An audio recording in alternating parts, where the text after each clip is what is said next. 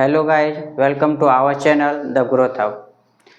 आज हम लोग का टॉपिक है वास्तविक संख्या, जो कक्षा 10 के चैप्टर नंबर 1 है और यह मैथ सब्जेक्ट का है। वास्तविक संख्या को फादर्स ऑफ नंबर यानी फादर ऑफ नंबर कहा जाता है। नंबर्स ऑफ फादर यानी संख्याओं के पिता।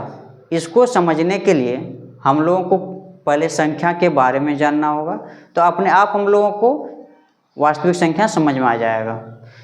तो हम बोर्ड में कुछ नंबर का नाम और उसका डेफिनेशन लिखे हुए हैं, चलिए हम लोग उसको समझते हैं। प्राकृत संख्या वस्तुओं को गिनने के लिए प्रयोग की जाने वाली संख्या को प्राकृत संख्या कहेंगे। जैसे 1 2 3 4 5 6 7 8 9 10, इसको जो है हम लोग बढ़ा भी सकते हैं।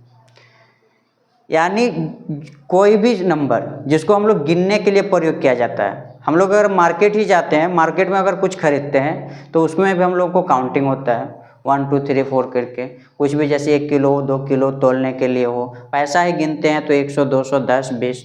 अब अगर हम लोग किसी को कॉल ही करना है तो उसमें भी नंबर होता है 9 8 3 5 कुछ भी। इस तरह का अगर देखेंगे हम लोग तो ये हम लोग का बहुत सारे उपयोग दैनिक जीवन में होता है। आगे है पूर्ण संख्या। प्राकृत संख्या में शून्य को सम्मिलित करने पर प्राप्त संख्या को पूर्ण संख्या कहेंगे। इसका मतलब 1 2 के अलावा जब इसमें हम लोग शून्य को ऐड कर देंगे, यानी 1 2 पूर्ण नहीं है। पूर्ण कब होगा? जब इसमें हम लोग 0 को ऐड करेंगे तब ये पूर्ण होगा। इसका मतलब है कि 0 1 2 3, और इससे ये हम लोग को पता चला कि 0 पूर्ण है, प्राकृत संख्या नहीं है। 1 2 3 पूर्ण भी है और प्राकृत भी है, लेकिन 0 सिर्फ पूर्ण है, प्राकृत नहीं है। आगे है पूर्णांक संख्या। पूर्णांक संख्या क्या है? तो प्राकृतिक संख्या शून्य तथा ऋणात्मक संख्या के सम्मिलित करने पर संख्या को प्राप्त संख्या को पूर्णांक संख्या कहेंगे। इसमें हम अंडरलाइन किए हुए ऋणात्मक संख्या। ऋणात्मक संख्या क्या है? तो जिस संख्या के आगे माइनस का सिंबल लगा हुआ हो, यानी घटाव का चिन्ह लगा हुआ हो, उसको ऋणात्मक संख्या कहेंगे।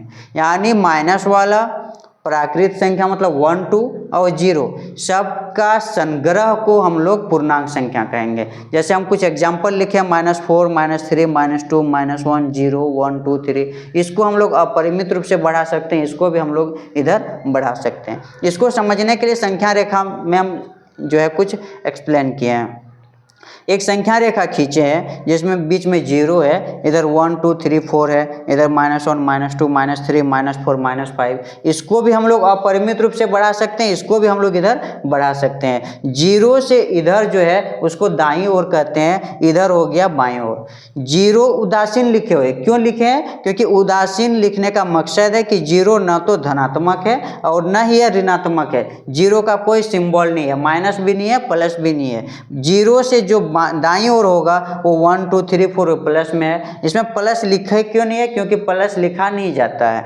अब इसका जो बाईं ओर है वो ऋणात्मक है, सब में देखो माइनस लगा हुआ है, यानी घटाव का चिन्ह लगा हुआ है, ये ऋणात्मक संख्या इसको कहते हैं हम लोग। यहाँ से जो किसी भी संख्या का जो दाईं ओर होगा वो हमेशा बड़ा होगा और जो बाईं ओर होगा वह छोटा होगा। बाईं ओर जितना आगे जाएंगे उतना हम लोगों का छोटा होते जाएगा, दाईं ओर जितना इधर जाएंगे उतना वो बड़ा होता जाएगा। तो आगे हम लोग देखेंगे परिमेय संख्या।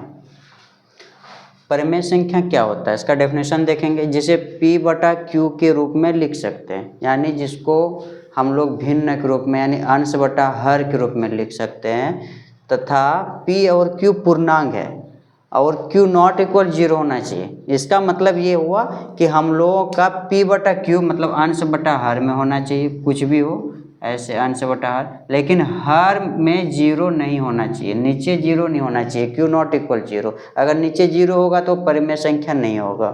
जैसे 1/2 -5/7 6/-9, क्योंकि हम लोग पूर्णांक लिखे हैं, पूर्णांक में माइनस भी होता है प्लस वाला भी होता है। अब 1 और 2 क्या ये परिमेय संख्या है? हाँ, ये परिमेय संख्या क्यों है? क्योंकि 1 जो है ना उसके नीचे हम लोग 1/1 को 1 ही होता है, 2/1 इक्वल 2 ही होता है, इसीलिए ये भी एक परिमेय संख्या है।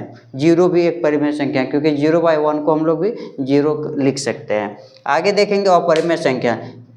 तो परिमेय का उल्टा अपरिमेय, इसको P बटा Q के रूप में लिख सकते हैं, तो परिमेय होगा, अपरिमेय होगा मतलब उसको P बटा Q के रूप में नहीं लिख सकते हैं। जैसे P बटा Q के रूप में नहीं लिखा जा सकता है, जैसे √2, √3, √5, इसका जो है P बटा Q यानी अंश बटा हर के रूप में नहीं लिख सकते हैं। अब आगे हम लोग देखेंगे वास्तविक संख्या। वास्तविक संख्या क्या हो गया, तो सभी परिमेय और अपरिमेय को मिला करके हम लोग वास्तविक संख्या कहेंगे। इसका मतलब क्या सभी परिमेय संख्या वास्तविक संख्या है, तो है।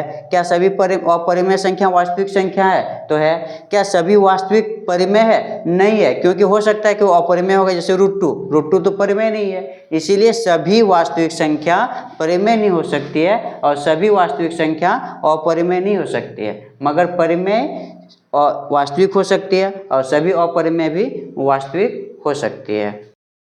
अब सभी संख्या को हम एक जगह लिखे हैं ताकि समझ पाएँ। जैसे देखिए आप प्राकृत संख्या लिखे हैं, प्राकृत संख्या में क्या बताया हम लोग, अभी हम लोग क्या पढ़े कि 1 2 3 4 ये सब रहता है। पूर्ण में 0 ऐड हो जाता है, पूर्णांक में -1 -2 -3 1 2 3 0, परिमेय में जो बटा के रूप में हो। अब इसमें ये हम लोग देखेंगे कि प्राकृत संख्या जो है सभी प्राकृत संख्या पूर्ण है, सभी पूर्ण संख्या पूर्णांक है, इसका मतलब सभी प्राकृत संख्या भी पूर्णांक संख्या है और सभी पूर्णांक भी परिमेय है, सभी पूर्ण संख्या भी परिमेय है, सभी प्राकृत संख्या भी परिमेय है। ये शॉर्टकट में है, ये समझने के लिए कि अगर ऐसा देता है ऑब्जेक्टिव में या सत्य और सत्य देने के क्वेश्चन रहता है कि सत्य और सत्य लिखे, तो ये हम लोग को समझ में आ जाएगा। इससे ये करना है क्या कि सभी प्राकृत संख्या पूर्ण संख्या है, सभी पूर्ण संख्या पूर्णांक संख्या है, सभी पूर्णांक संख्या परिमेय संख्या है। सबका कुछ कुछ एग्जाम्पल लिखेंगे, 1 2 3 4, इसमें 0 ऐड कर दिए मतलब पूर्ण हो गया है, और इसमें फिर माइनस वाला लगा दिए तो पूर्णांक हो गया, फिर ये बटा के रूप में है तो ये परिमेय हो। अभी तक हम लोग लगभग नंबर को जान चुके हैं। कुछ कुछ नंबर है जो हम लोगों को छूटा हुआ है और वो हम लोग का क्लास 6 7 में जो पढ़े हैं बच्चे, लेकिन बहुत सारे बच्चे भूल गए हैं, क्लास 9 को भी ढंग से याद नहीं कर पाए, इसलिए जो हम और कुछ नंबर को डेफिनेशन के साथ एग्जाम्पल के साथ लिखे हुए हैं ताकि हम लोगों को आसानी से इस चैप्टर को समझ में आएगा। आगे और एक नंबर है जैसे सम संख्या। सम संख्या क्या है, तो वैसा संख्या जो 2 से पूर्ण विभाज्य है। अब है क्या कि भाग तो सबको आता है, जो 2 से पूरी तरह से भाग हो लग जाए और शेषफल कुछ ना बचे यानी 0 हो, उसको हम लोग सम संख्या कहेंगे। जैसे 2 4 6 8, इसमें और हम लोग बढ़ा सकते हैं 24 96 108, इस टाइप का जो भी हो, जो 2 से पूरी भाग लगे और जिसका शेषफल 0 हो वह सम संख्या होगा। विषम संख्या क्या होगा, सम का उल्टा, उसमें 2 से पूरी तरह से भाग लगे और शेषफल 0 हो। इसमें जो 2 से पूरी तरह से भाग ना लगे और शेषफल 0 ना हो उसको हम लोग विषम संख्या कहेंगे। इसका उल्टा 2 है इसमें, तो इसमें 2 नहीं आएगा, 1 3 5 7 9 11 13 इस टाइप का होगा। आगे है अभाज्य संख्या। तो वैसा संख्या जिसका गुणनखंड 1 और स्वयं हो, यानी सिर्फ वो खुद 1 से भाग लगे और खुद से भाग लगे, इसके अलावा किसी से भाग नहीं लगता है, उसको हम लोग अभाज्य संख्या कहेंगे। जैसे 2 3 5 7 11 13, जैसे हम लोग यहाँ दिखाए हैं इसको, 2 जो है 1 से भाग लगेगा और 2 से ही लगेगा, 3 1/3 से, 5 1/5 से, 7 1/7 से, 11 1/11 से, 13 1/13 से। इस तरह से हम लोग जितने भी नंबर हैं जिसका गुणनखंड सिर्फ 1 और वो खुद होगा उसको हम लोग अभाज्य संख्या कहेंगे। इसका उल्टा होगा भाज्य संख्या। भाज्य संख्या क्या है, तो वैसा संख्या जिसका गुणनखंड 1 और समय के अलावा भी हो। जैसे हम लोग कुछ एग्जाम्पल लिखें, जैसे 4, तो 4 1 से भी डिवाइड है, 2 से भी डिवाइड है, 4 से भी डिवाइड है, 6 1 2 से भी है, 2 से भी है, 3 से भी है, 6 से भी है, 8 है 1 से भी है, 2 से भी है, 4 से भी है, 8 से भी है,